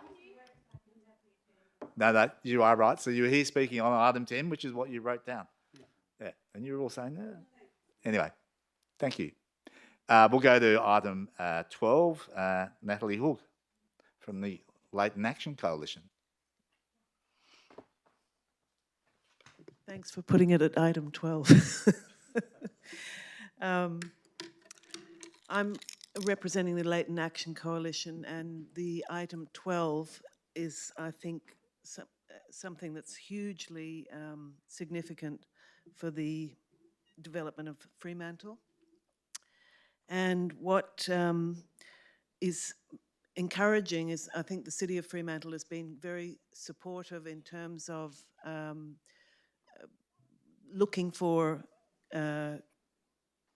conditions to be satisfied before rezoning to urban occurs. So we appreciate that, and we appreciate that you've noted that doing rezoning before those things have been established would be premature and concerning. But a little bit like what Kate was just saying now, there are policies which and agreements which you think are going to help keep things on a good progression of decisions, and those things seem to be set aside. So we would like to strongly urge that the Council takes a much stronger and clearer position to explicitly call for the WAPC and the Minister to support proper public participation, transparency and good policy to establish the setback requirements, and also to look at things like the road requirements, road and transport requirements, which also I don't think have been at all satisfied, not even close.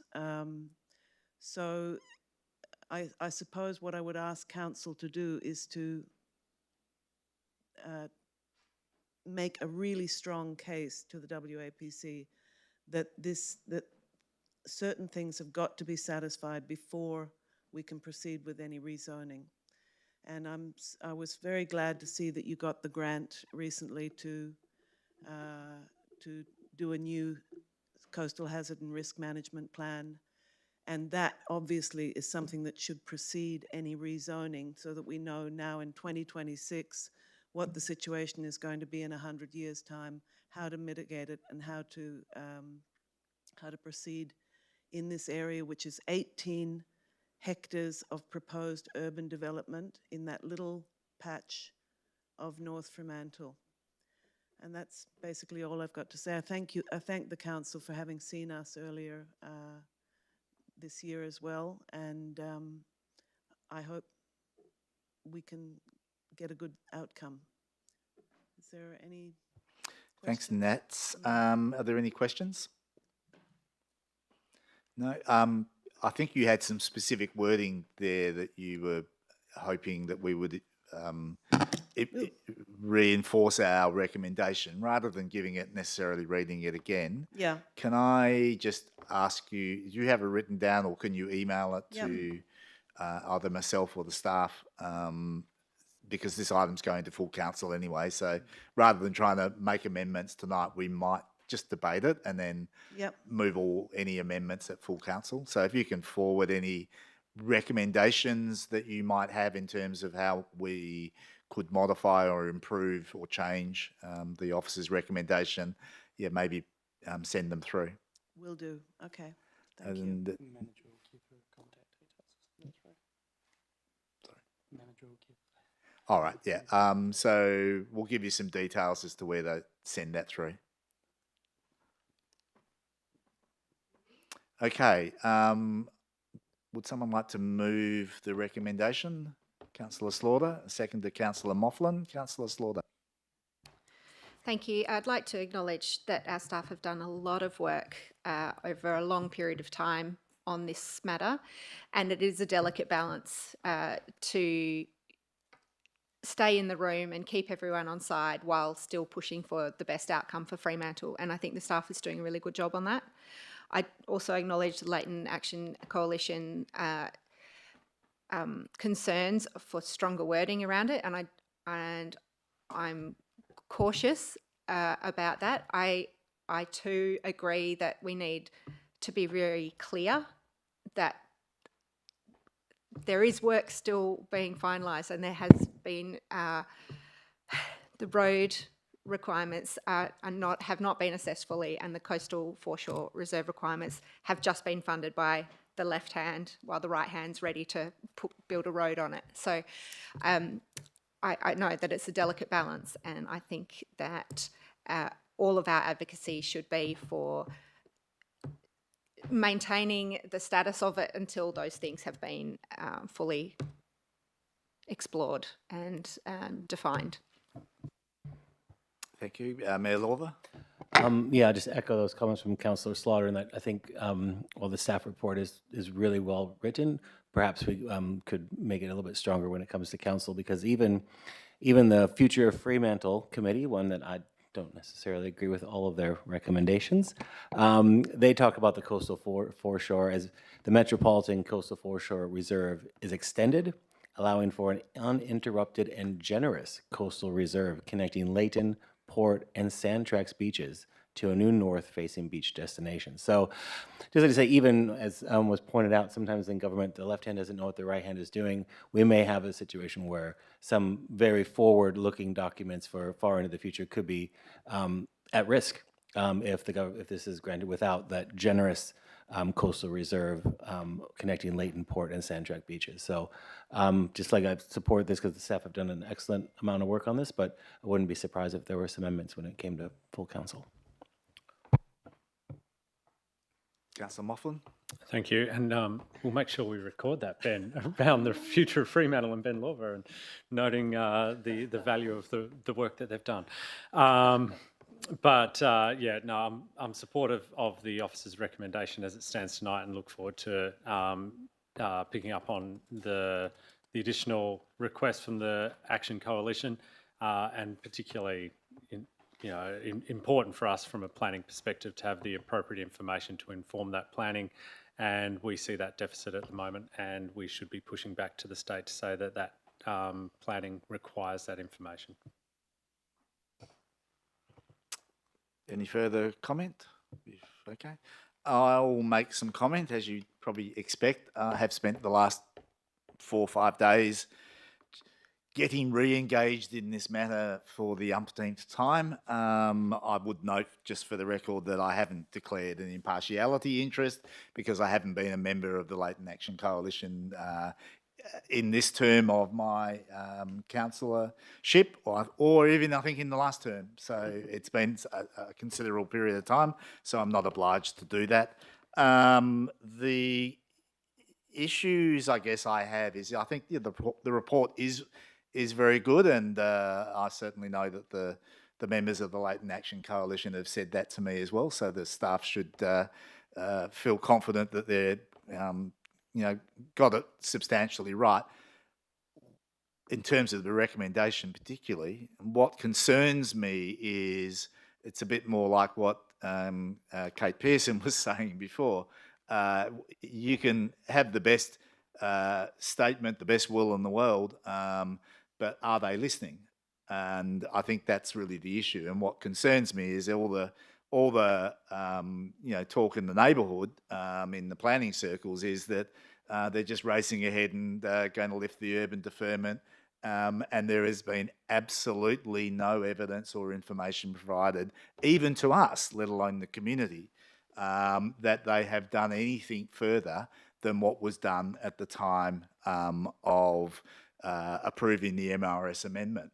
And they're saying, you know, to us, and they're saying to publicly to the Latent Action Coalition and the like, that there is no requirement for further consultation on these matters. Now, I reread the state coastal planning policy today, which I was instrumental in getting developed and instrumental in the wording that is in that state policy. And rereading it just reminded me, reinforced the very fact that the state policy requires at all stages of developing the right outcome for a foreshore that the community be fully engaged. And that doesn't just mean the council, that means the whole community. And that is what is so disappointing with the process of pretending that because the MRS amendment process, the formal process going from industrial to urban deferred has been finalised, that because we're in the lifting of the urban deferment stage, that that's not a proper MRS amendment and they don't need to consult the community or the council, really, for that matter, is absolutely ludicrous, because their own policies that should be guiding them as to how they process these things say absolutely, you must, in determining a foreshore reserve, you must engage with the community because the community are the stakeholders. So at the very least, they have got that fundamentally wrong. The second thing they've got fundamentally wrong, I think, is their reliance on the Future of Fremantle process. Now, obviously, the MRS amendment started before Future of Fremantle process was concluded, and it basically made the assumption that the Future of Fremantle process would do two things. It would look at the regional recreational needs of the community for the Port and Leighton and Sandtrax area, and it would consider the integrated transport issues for the Leighton Peninsula and how to get across the river into the future. Now, while it did some of the latter, it certainly looked at bridges and the like, and it made some recommendations, and it was very strong on talking about the absolute need for integrated transport and for urban type road system. What the government have done is nothing like what the Future of Fremantle report was basically calling for, and what we've been calling for, because both of us have been calling for a proper integrated transport planning process. That is not the same as popping down the main roads going, do you feel like you've got enough road reserve to put through traffic through from Wanneroo to Rockingham? That's a completely different exercise. That's a part of it. It's about a 16% part of it, because that's the amount of inter-regional traffic that goes through. The other 84% is intra-regional traffic. It's us. It's people in our region moving to and from. And we don't want our entire region, and particularly the jewel in the crown, the beaches and the river, destroyed for the 16% that move through. And I'm sure the 16%, who often come to Fremantle anyway, don't want Fremantle ruined either. So we do need to have an integrated transport plan. We do need to have clarity about how that's going to impact on the site that we're looking at. We need to know how much land needs to be set aside, but not too much. We don't need to sort of set aside, every corner of that development on the assumption that main roads might or might not want something in the future. They need to make that decision now. It needs to be an integrated and a whole of government approach to say, we want to optimise the development in that area, and to do that, we need to make these decisions, and we need to stick to those for the next 30, 40 years. That's what planning's about. If they can't do it, let somebody else do it. Let us do it. On the foreshore side, it is absolutely clear that the Future of Fremantle process did not do any regional assessment of recreational needs as they exist now, or what they might be when you do the Future of Fremantle development. As all they did is basically go, the MRS amendment's been proposed, there's a line on the map, let's just use that line on the map as an interim. We'll put a bubble around it. We'll call it an investigation area, and then we'll come back later, or someone will come back later and do that work. And that somebody, presumably, it needs to be the West Australian Planning Commission. There is no evidence being provided to the City of Fremantle, as far as I know, that they have done any further work since the future of Fremantle that would give them anywhere near sufficient evidence to say they know what the recreational needs are for that section of foreshore. Now, I know what they roughly are. I mean, you know, that's about 1,000% better than what they seem to have right at this point in time. So again, they're seemingly basically saying that, well, future of Fremantle process is done, box ticked. We'll just assume that they did the things that we were assuming they were going to do, which now everybody knows they didn't. So there we don't have to worry about that. But the reality is they are not following their own policies.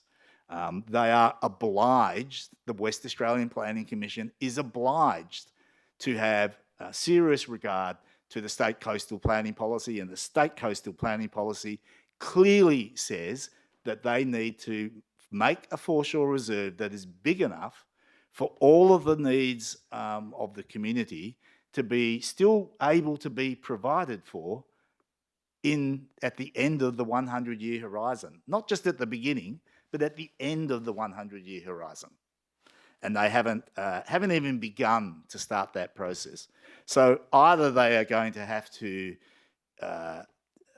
limit the amount of lifting of the urban deferment area to only a portion of that site, not the whole thing, and leave the rest for the road reserves and the transport and for the foreshore reserve, leave it as urban deferred, or they just need to just slow down and go and do the work that they said in their documents that they would do.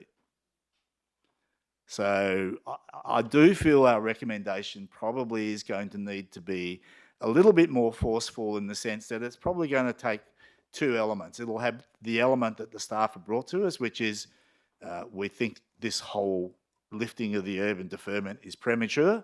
That's a pretty bloody obvious statement. I'm not sure the West Australian Planning Commission will necessarily hear all of that. So the second part of it will need to be to remind them of their legal and procedural obligations that are written down in the statutes and in the policies and in the guidelines that they themselves are meant to have regard to. Just like a council, we can't, go outside of our planning scheme. We have to make decisions based on the requirements as they are written down. That's true of just about any decision maker. The West Australian Planning Commission is no different, and we need to point out to them where they might be erring if they're intending to lift the urban deferment across the whole site. So I will certainly be seeking some amendments at full council, and I would hope the elected body take this matter as seriously as it is. So, because to get this wrong means that we will not have a port beach. It's as simple as that. Is there any further discussion? Come on, someone can follow on from that, can't they? No? Okay, I will put the motion as proposed. All those in favour? That's unanimous. So that matter goes to full council in 2 weeks' time. So if your members or yourself have any further input, you can forward that through and or come and speak at that meeting too. Thank you. Right, let's go back to the beginning. What have we missed? Number 6. Oh. Yes. We'll do item 10. Would you like to move that, Mayor Lawver? Happily move item 10. Is there a seconder? Councillor Slaughter? Is there any debate? Just briefly, because we did have a member of the public come and speak to one of the items on there, and I just wanted to say how important it is that we get, because we are working on a new planning scheme that looks at the West End, looks at our entire city, and how important it is that we get that document right. Because as we're seeing, some of the developments that are being approved, not necessarily by this body, but by JDAP, are reliant on our old scheme, and they're having some impacts that some people might feel are really unacceptable. So I want to thank Kate for coming in and speaking, and while we know that that decision won't be with this body, hopefully we can get a new scheme or look at our old one in reverse and get it as right as possible. So thank you. Thanks, Mayor. Just to let you know because you were doing something else, just reminding you, I guess, that we are reviewing our local planning scheme, and we in fact had a workshop recently specifically about the very issues of the West End and whether or not we should proceed with the way the scheme is sort of currently formatted, or whether it should be a little bit tighter and the like. So I think that matter was reported to the other planning framework committee, but I guess it's watch this space, and you're certainly welcome to try and make submissions to the council about what you think the West End rules should be going forward. Yep.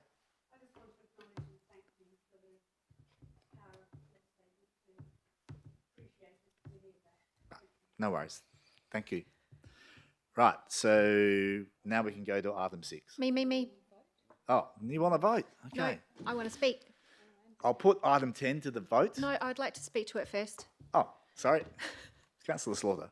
I just note that one speaks on in this area, we are supposed to also review any state administrative tribunal items, and none are listed. So is that because they have not progressed? Through the chair, just at the time of writing the report, we didn't have any.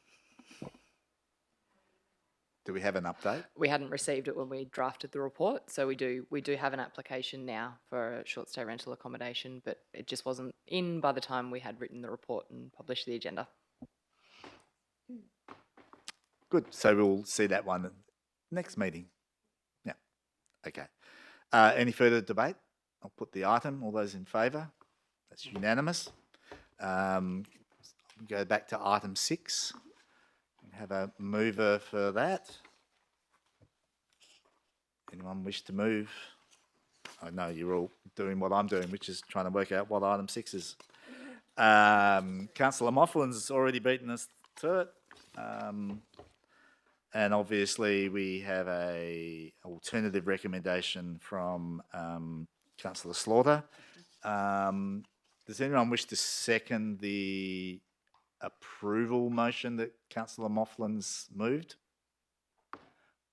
Is there no seconder for that? That motion lapses. Councillor Slaughter, do you wish to move your alternative motion? I do. You've got a As seconder. listed on page 11 of 13. Mayor Lawver. Councillor Slaughter. This application and my proposed alternative motion is consistent with our previous 2 decisions for the same address from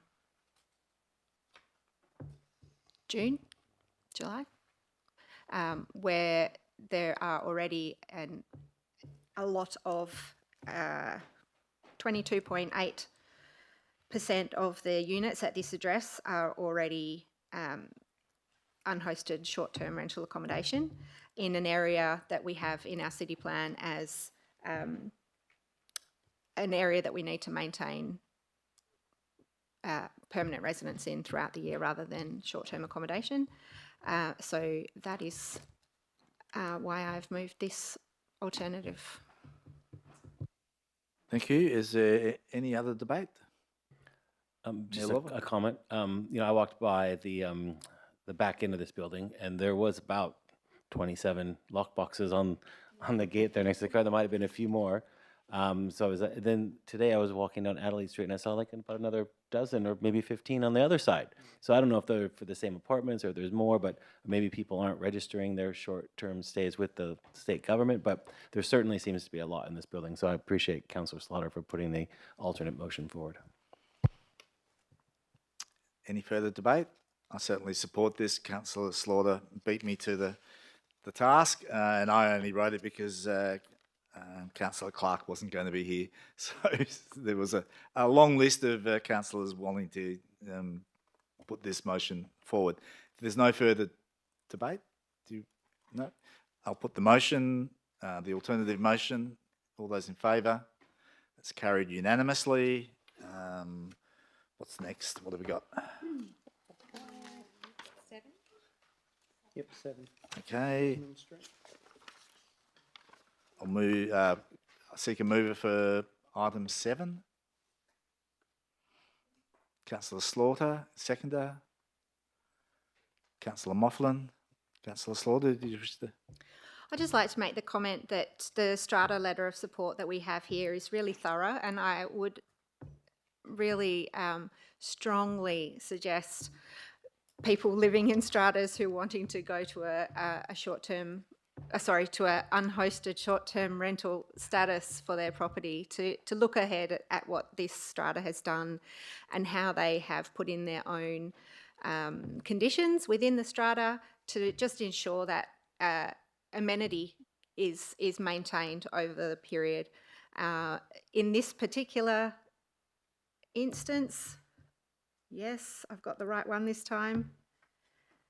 The applicant actually only wants the 12-month period for those reasons. The strata has already got in ahead of time and realised that the amenity for the accommodation block the apartment block as a whole is very important and needs to be maintained. So look at that, everybody. Anyone else wish to debate? No? I mean, that's what got me over the line too. And I think because it's a smaller complex, the reality is I think there were two existing ones out of 14, 1 out of 14 or something like that. You'd expect a smaller complex to probably have a little bit more say collectively. They're probably a tighter group of people.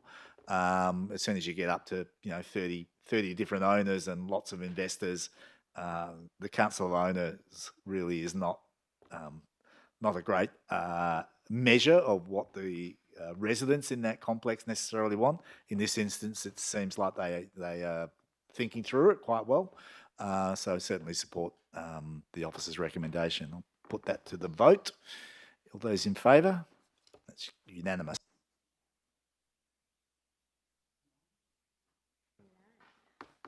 Nine?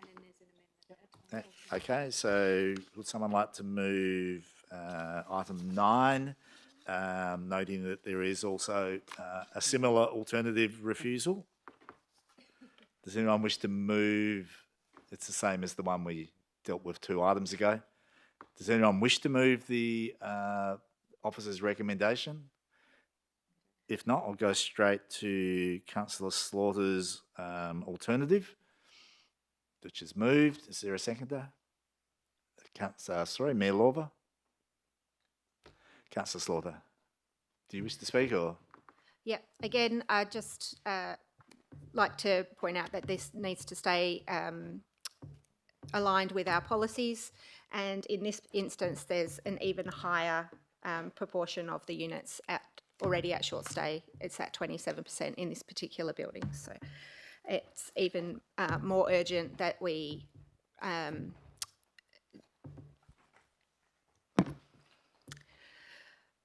think critically about how these short-term rentals unhosted short-term rentals are affecting our inner city. Thank you. If there's no further input, I'll put that to the vote. All those in favour? That's unanimous. Does that get us to the number 11? So the coastal hazard matter. Do you want to deal with which councillor gets nominated at full council? You can put a recommendation. Right. Okay. So we can have someone firstly to move the motion. Councillor Slaughter, seconded by Councillor Mofflin. The only issue I guess I had was whether or not they could have consideration of 2 elected members, so that there would be at least someone from each of the wards potentially that represent the coastal areas because that covers North Ward and Coastal Ward. But of course, other councillors would be welcome to nominate as well. Happy to leave that to full council unless there's general agreement now just to change it. I just have a quick query. There are minimum numbers that can be on the committee, but not a maximum number. Am I correct? Yeah. So we're completely able to change that whole listing if we think someone's missing, or that's a decision of council to decide what the makeup of a working group is. I'm happy to leave that to full council then. I mean, if only one person nominates it, I think setting two up right now might just leave a vacancy. More than happy to. So if there's no further debate on that tonight, I'll put that motion. All those in favour? That's carried unanimously. I think that gets us to the end. So just motions of which previous notice has been given. There are nil. There's no urgent business that I'm aware of. There's no late items. There's no confidential business. So I'll declare the meeting closed at 7:58. That's a record for me.